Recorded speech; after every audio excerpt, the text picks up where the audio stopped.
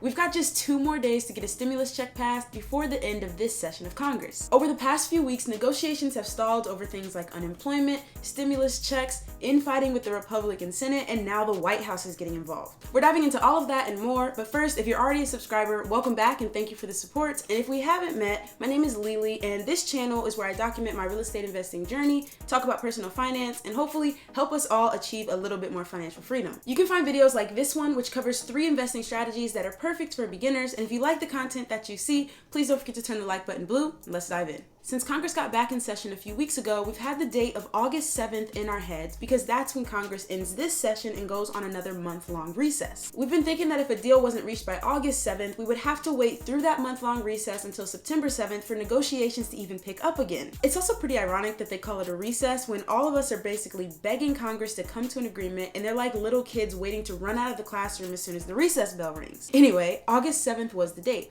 but the Speaker of the House, Nancy Pelosi, said a while ago that the House would not go on their recess if there wasn't a deal reached. Up until recently, it was unclear if the Senate would delay their recess, but as pressure has been mounting for an agreement to come, not only have different people outside of Congress been putting pressure on them, but even some senators from inside Congress have been saying it would be a really bad look if we went home without finishing a deal first. So although Mitch McConnell, who's the leader of the Senate, has not officially extended the session, it does look like the Senate will also stay past August 7th to figure something out. So then what? Well, Friday, August 7th is still an important date because that's the day that we hope to have an agreed upon bill to at least present to both sides of Congress so that next week they can vote on it, then get it to the president's desk so he can sign it into law. If all of that was to happen, we're probably looking at another 2 to 4 weeks for the first round of stimulus checks to go out, but that's only if you qualify for one given your particular situation, which I'll get into in a moment. Because stimulus checks are only one thing that is still up in the air. Clogging up this entire situation is that the White House is now involved in negotiations. Whereas normally the Senate and the House of Representatives would vote to pass a bill and then take it to the White House for the president to sign, now we've got the White House actually negotiating with the Democrats, which have control of the House of Representatives, and most of the Republicans in the Senate are fighting amongst themselves. Some Republicans, like Ted Cruz, don't only hate what the Democrats are proposing, they also hate what their own party is proposing, and Ted Cruz says that his vote for another stimulus package is not just a no, but a hell no. But what's important for us to note is that the Republicans who are just staunchly against giving another stimulus package don't actually have that much power. When we break it down, we see that there are 46 Democrats in the Senate, and there are 2 independents in the Senate who usually vote with the Democrats. So that's 48 votes that we can assume are going to align with what is already out there, the $1,200 stimulus check, the $600 unemployment, etc., etc. On the other side of those 48 are 52 Republicans. But what's important to remember is that this bill only needs 60 votes to pass. So if we've already got 48, we only need 12 Republicans to sign on to the bill in order for it to pass, which means that the other 50 could completely hate it and not actually be able to stop it. So the issues that need to be agreed upon between at least 12 or so Republicans and the rest of the Democrats and independents,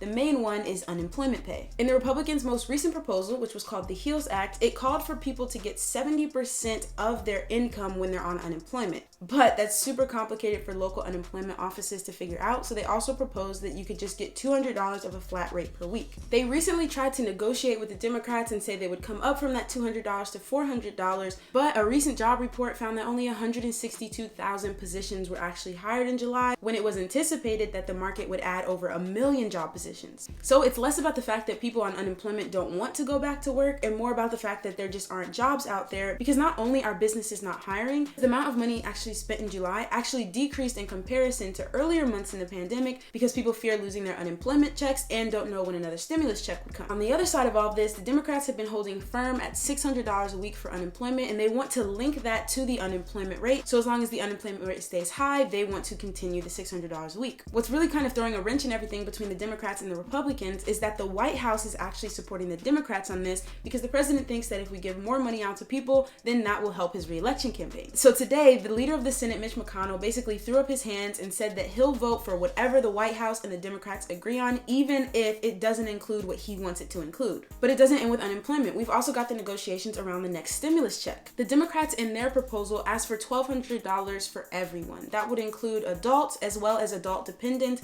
and minors, and they also wanted to include stimulus checks for American citizens that are married to non-American citizens, although we haven't heard much about immigrants who pay taxes and other people without a social security number. It seemed like the Republicans were on board with the $1,200 stimulus checks, but they wanted to lower the income cap, which was $75,000 for the first round of checks, and they wanted to lower it to $40,000. Since these talks have started, it seemed like they've kind of met in the middle, with the income cap of $75,000 now being reinstated, but college students, adult dependents, and minor dependents not getting a full $1,200, but only getting $500. That's how it looks like it's gonna turn out. We've also got the moratorium on evictions and foreclosures, which actually wasn't included in the Republicans' first proposal, but since it has received backing from the White House, it seems like there should be something coming into place to prevent people from getting kicked out of their homes. In the meantime, if you're a homeowner, make sure you call your bank and ask about mortgage forbearance, and if you're a renter, make sure you try to figure out some type of payment plan with your landlord until unemployment picks up again or you get your stimulus check. Also, make sure you go to don'tgetkickedout.com, which is a really good resource to provide you kind of some insight into what your legal options might be so that you can stay in your home. While there are still other issues to debate, like whether or not essential workers will get hazard pay or if there will be liability protection for businesses and schools that reopen so that they don't get sued if someone who comes to them gets sick,